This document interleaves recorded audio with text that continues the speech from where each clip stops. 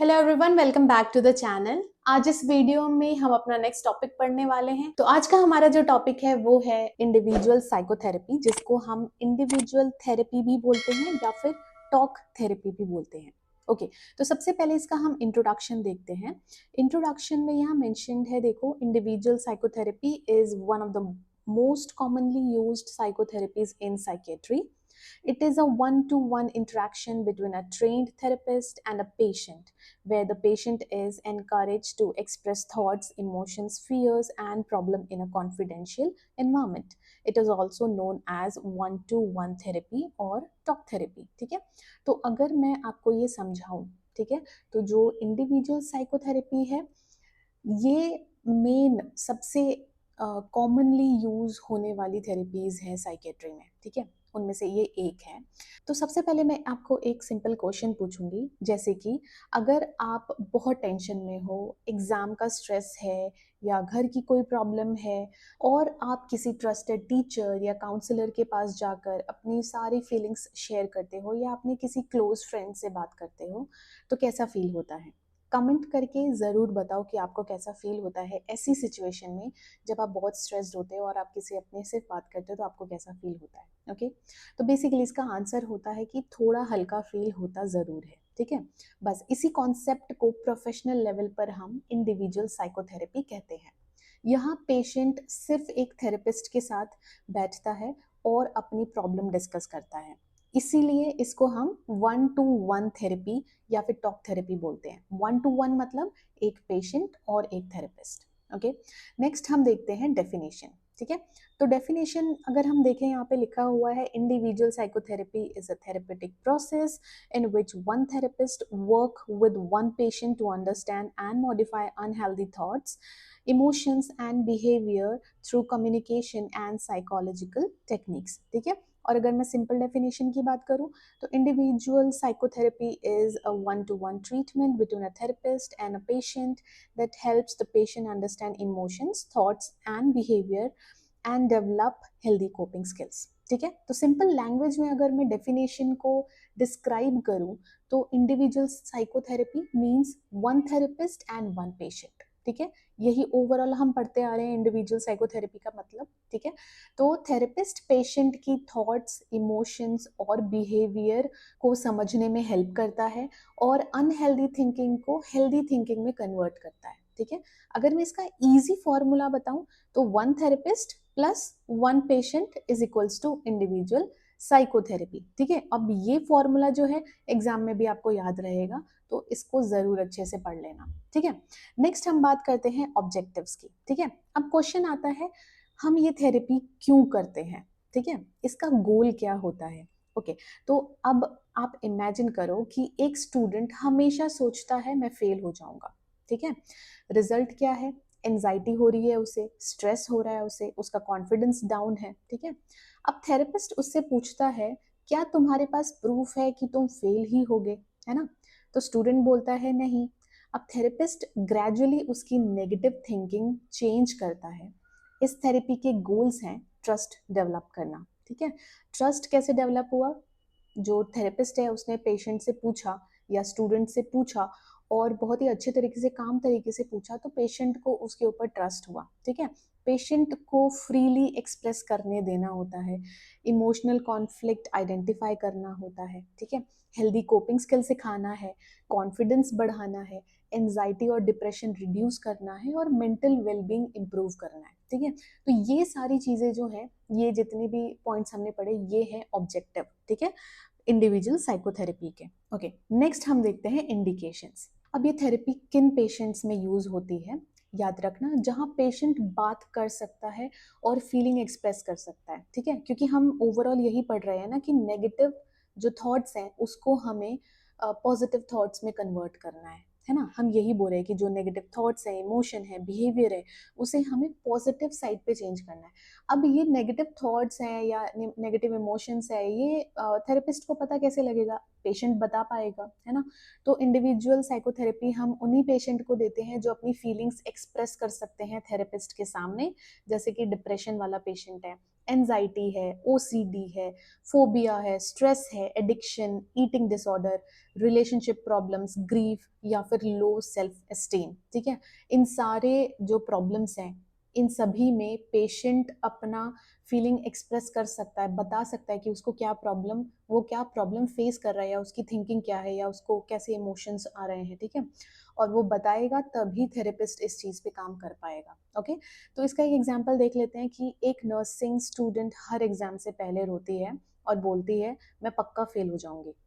Therapist उसको positive thinking और relaxation technique सिखाता है, धीरे धीरे उसका कॉन्फिडेंस इंप्रूव हो जाता है। ठीक है, तो ये तो हो गया हमारे पास एक क्लिनिकल एग्जांपल। यहाँ पे देखो दिया हुआ है overall, a 22-year-old nursing student become anxious before every examination and believes I will definitely fail.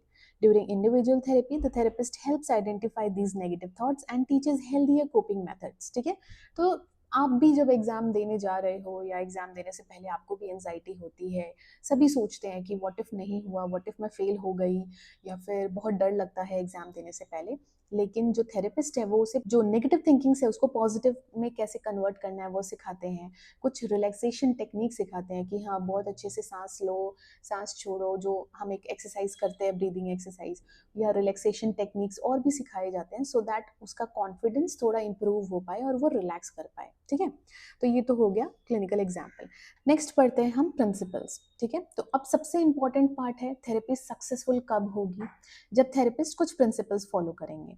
तो उसमें पहली चीज जो आती है वो है एस्टैब्लिश ट्रस्ट, जिसे हम रैपिड बोलते हैं। ठीक है, तो पेशेंट को कंफर्टेबल फील करवाना है।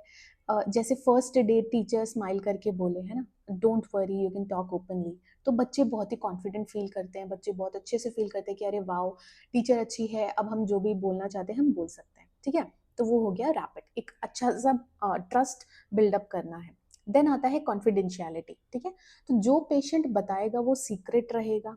अगर पेशेंट बोले मुझे एंजाइटी होती है, तो थेरेपिस्ट बिना परमिशन किसी को भी नहीं बताएगा। ठीक है, नेक्स्ट आता है एक्सेप्टेंस। पेशेंट को जज नहीं करना है, गलत या सही से पहले उसकी फीलिंग्स एक्सेप्ट करनी है। ठीक है, तो एक्सेप्टेंस का मतलब है कि पेशेंट को जज नहीं करना है।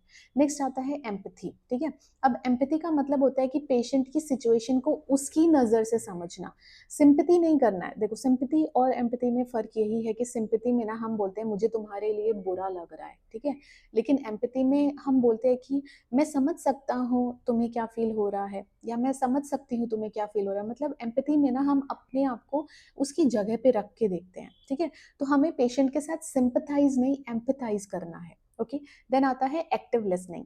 एक्टिव लिसनिंग में क्या है, पेशेंट बोल रहा है, थेरेपिस्ट मोबाइल नहीं देखेगा, पूरा अटेंशन पेशेंट को देगा। ठीक है, ऐसा नहीं है कि पेशेंट बोले जा रहा है और आप नहीं सुन रहे हो। तो एक्टिव लिसनिंग का मतलब है कि आपका पूरा ध्यान यही होना चाहिए कि पेशेंट क्या बोल रहा है। नेक्स्ट आता है पेशेंट पार्टिसिपेशन। ठीक है, तो पेशेंट को खुद भी एफर्ट करना होगा, अपनी चीज़ें बतानी होगी, थेरेपिस्ट को अपनी बातें बतानी होगी, तभी जाके ये थेरेपीज जो हैं वो अच्छे से सक्सेसफुल हो पाएगी। ठीक है, देन आता है लास्ट प्रोफेशनल बाउंड्रीज। तो थेरेपिस्ट को एक प्रोफेशनल रिलेशनशिप मेंटेन करना पड़ता है, ऐसा नहीं है कि वो पर्सनली इन्वॉल्व नहीं हो सकते पेशेंट के साथ। ओके, नेक्स्ट हम बात करते हैं फेजेस। ठीक है, तो ये बहुत इंपॉर्टेंट टॉपिक है। ओके, और बहुत बार आपसे पूछा जाता है कि फेजेस क्या है जो थेरेपीज होती हैं उसमें। तो फर्स्ट फेज जो होता है वो है ओरिएंटेशन फेज। ठीक है, ओरिएंटेशन फेज में क्या होता है, ये इंट्रोडक्शन फेज है। ओके, आप बोल सकते हो कि ओरिएंटेशन फेज को हम इंट्रोडक्टरी फेज भी बोलते हैं। ठीक है, तो इसमें जो थेरेपिस्ट है वो इंट्रोड्यूस करता है खुद को। ठीक है, रैपिड बनाता है, मतलब एक बिल्ड जो ट्रस्ट बिल्डअप है वो करता है, कॉन्फिडेंशियलिटी एक्सप्लेन करता है, प्रॉब्लम को आइडेंटिफाई करता है और गोल सेट करता है कि मुझे क्या क्या चीज़ें अचीव करनी है। ठीक है, तो अगर सिंपल एग्जांपल में मैं बताऊं तो जैसे डॉक्टर पहली बार पेशेंट की हिस्ट्री लेता है, दैट इज ओरिएंटेशन फेज। ठीक है, नेक्स्ट फेज आता है हमारे पास वर्किंग फेज। वर्किंग फेज नाम से ही पता लग रहा होगा कि इसमें हम सिर्फ काम कर रहे हैं। ठीक है, ये सबसे इंपॉर्टेंट फेज है, यहाँ एक्चुअल थेरेपी होती है। ठीक है, पेशेंट फीलिंग जो है वो एक्सप्रेस करता है। अब थेरेपिस्ट का यहाँ पे क्या काम है, नेगेटिव थॉट्स आइडेंटिफाई करता है थेरेपिस्ट। ठीक है, कोपिंग स्किल्स सिखाता है, बिहेवियर इम्प्रूव करने में हेल्प करता है। अगर मैं इसका एक एग्जांपल बोलूँ तो पेशेंट ने बोला मैं किसी काम का नहीं हूँ। ठीक है, थेरेपिस्ट सीधा बोलेगा कि एविडेंस है क्या। ठीक है, क्या आपके पास कोई एविडेंस है? पेशेंट सोचना स्टार्ट करता है, धीरे धीरे थिंकिंग चेंज होती है। अब देखो, पेशेंट ने खुद के बारे में नेगेटिव सोचा, थेरेपिस्ट ने एविडेंस मांग दिया। अब पेशेंट ने सोचा नहीं, एविडेंस तो कुछ भी नहीं है मेरे पास, मैं तो ऐसे ही सोच रहा हूँ, ठीक है। तो ऐसे ही फिर उसकी थिंकिंग चेंज होनी शुरू हो जाती है, ठीक है। नेक्स्ट आता है हमारे पास फेज, जो हमारा थर्ड फेज है, दैट इज टर्मिनेशन फेज, ठीक है। अब थेरेपी एंड होने वाली है, तो इसमें थेरेपिस्ट का क्या काम रहता है? थेरेपिस्ट गोल्स रिव्यू करता है, ओके, प्रोग्रेस चेक करता है, फ्यूचर रिलैप्स से बचने की एडवाइस देता है और पॉजिटिव नोट पर थेरेपी फिनिश करता है, ठीक है। तो टर्मिनेशन फेज, टर्मिनेशन मतलब नाम से ही पता लग रहा है, टर्मिनेट एज इन खत्म कर रहे हैं, ठीक है। तो ये हो गए हमारे 3 important phase. First one is orientation phase, second one is working phase and third one is termination phase, ठीक है। नेक्स्ट हम बात करते हैं कॉमन अप्रोचेस। तो अब देखते हैं थेरेपी के डिफरेंट अप्रोचेस क्या होते हैं। फर्स्ट है साइकोडायनेमिक थेरेपी, ठीक है। तो साइकोडायनेमिक थेरेपी में देखो यहाँ क्या लिखा है, developed bye Sigmund Freud. It focuses on childhood experience, unconscious mind and emotional conflicts, ठीक है। तो ये किस पे फोकस कर रहा है? चाइल्डहुड एक्सपीरियंस पे, पास्ट प्रॉब्लम्स प्रेजेंट बिहेवियर को अफेक्ट करते हैं, है ना। हमने सुना है ना, बहुत सारे जो साइकेट्रिक डिसऑर्डर्स हैं उसका कारण हो सकता है पास्ट में अगर कुछ भी हुआ है, कोई भी ट्रॉमा मिला है, ठीक है। तो चाइल्डहुड एक्सपीरियंस पे ध्यान देता है साइकोडायनेमिक थेरेपी, ओके। नेक्स्ट आते हैं हम ह्यूमनिस्टिक थेरेपी पे। तो ह्यूमनिस्टिक थेरेपी जो है, developed by Carl Roger, it focuses on self growth, empathy, genuineness, unconditional positive regards, ठीक है। तो ह्यूमनिस्टिक थेरेपी जो है वो किस पे फोकस कर रहा है? सेल्फ ग्रोथ पे, ओके। और ये पेशेंट को रिस्पेक्ट और एक्सेप्टेंस देता है, ठीक है। तो पेशेंट अपने लिए रिस्पेक्ट अर्न कर पाए या फिर अपने आप को एक्सेप्ट कर पाए, ये ह्यूमनिस्टिक थेरेपी जो है वो सिखाता है। नेक्स्ट आता है बिहेवियर थेरेपी, ओके। तो behaviour therapy positive reinforcement, negative reinforcement, modelling, systematic desensitisation, token economy, aversion therapy, ठीक है। तो अब देखो, ये जो बिहेवियर थेरेपी है, प्रीवियस वीडियो हमने डिटेल में पढ़ी है, अगर आपने वो वीडियो नहीं देखा है तो आपको लिंक डिस्क्रिप्शन में मिल जाएगा, वहां से आप जाके उसको देख सकते हैं, ठीक है। सारी थेरेपीज इंपॉर्टेंट है, इसी वजह से सारी थेरेपीज जो है वो आपको डिस्क्रिप्शन बॉक्स में उसका लिंक मिल जाएगा, आप वो देख सकते हैं, ठीक है। तो बिहेवियर थेरेपी फोकस करता है बिहेवियर चेंज करने पे। अगर कोई नेगेटिव बिहेवियर है उसको पॉजिटिव में कन्वर्ट करना है तो रिवॉर्ड देंगे और अच्छा बिहेवियर लाते रहेंगे, ठीक है। नेक्स्ट आ जाते हैं हम फोर्थ पे, वो है कॉग्निटिव थेरेपी। कॉग्निटिव थेरेपी क्या करता है? Develop by Aaron Beck. Principle इसके क्या होते हैं कि ये थॉट्स को मतलब अच्छे फीलिंग्स और अच्छे बिहेवियर में कन्वर्ट करना, ठीक है। तो थॉट्स चेंज करना होता है इसमें। सिंपल फॉर्मूला यही है कि थॉट्स, फीलिंग्स और बिहेवियर ये ऐसे काम करता है। अगर थॉट्स पॉजिटिव होंगे तो फीलिंग पॉजिटिव होगी और फिर बिहेवियर भी इम्प्रूव होगा, ठीक है। देन आ जाते हैं हम नेक्स्ट अपने पॉइंट पे, वो है role of therapist and role of the nurse, ठीक है। तो थेरेपिस्ट का रोल क्या है यहाँ पे? Build trust, listen carefully, encourage communication, help identify problem, teach coping strategies, maintain confidentiality, evaluate progress, ठीक है। तो ये ऑलरेडी हम पढ़ चुके हैं कि थेरेपिस्ट का काम क्या होता है कि वो ट्रस्ट बिल्डअप करे, ध्यान से सुने, अच्छे से कम्युनिकेट करे, है ना, प्रॉब्लम को आइडेंटिफाई करे, जो कोपिंग स्ट्रेटेजीज हैं उस वो सिखाए, कॉन्फिडेंशियलिटी मेंटेन करे और प्रोग्रेस को इवैल्यूएट करता रहे। अगर मैं रोल ऑफ नर्स की बात करूं तो रोल ऑफ नर्स भी यही है कि रैपिड बनाती हैं, है ना, अच्छे से मतलब ट्रस्ट बिल्डअप करना है, पेशेंट को एनकरेज करना है, कॉन्फिडेंशियलिटी मेंटेन करना है, बिहेवियर ऑब्जर्व करना है, इमोशनल सपोर्ट देना है, कोपिंग स्किल रीइंफोर्स करना है, प्रोग्रेस डॉक्यूमेंट करना है और फैमिली एजुकेशन भी प्रोवाइड करना है, ठीक है। अब आते हैं हम next point which is advantages, ठीक है। तो ये जो इंडिविजुअल थेरेपी है इसके एडवांटेजेस हैं कि एक तो इंडिविजुअलाइज्ड ट्रीटमेंट, ऐसा नहीं है कि अलग अलग ट्रीटमेंट हम एक ही रूम में बैठ के सबको एक ही साथ ट्रीटमेंट दे रहे हैं। इंडिविजुअलाइज्ड ट्रीटमेंट मतलब एक इंसान को अलग अलग ट्रीटमेंट मिलती है, ठीक है। Better emotional expressions, increase self awareness, improve coping skills, better relationships, improve confidence और better mental health, ठीक है। तो ये सब कुछ ही अच्छा हो रहा है यहाँ पे, ठीक है। पेशेंट अच्छे से एक्सप्रेस कर पाता है अगर अकेला है तो, अगर 4 लोगों में बिठा देंगे तो क्या पता पेशेंट अपने बारे में बताए ही नहीं, ठीक है। तो इसी वजह से इसके कुछ अलग ही फायदे होते हैं। देन हम देखते हैं लिमिटेशंस। लिमिटेशंस टाइम कंज्यूमिंग है, एक्सपेंसिव है, पेशेंट को मोटिवेटेड होना चाहिए और हर साइकेट्रिक कंडीशन में सूटेबल नहीं है, ठीक है। तो ये है कुछ इसके लिमिटेशंस। ओके, तो this was all about individual psychotherapy. Next हम पढ़ेंगे कॉग्निटिव थेरेपी, जो कि एरन बेक ने दिया था, वो हम पढ़ेंगे। तो आज के लिए इतना ही। आई होप आपको ये वीडियो अच्छी लगी हो।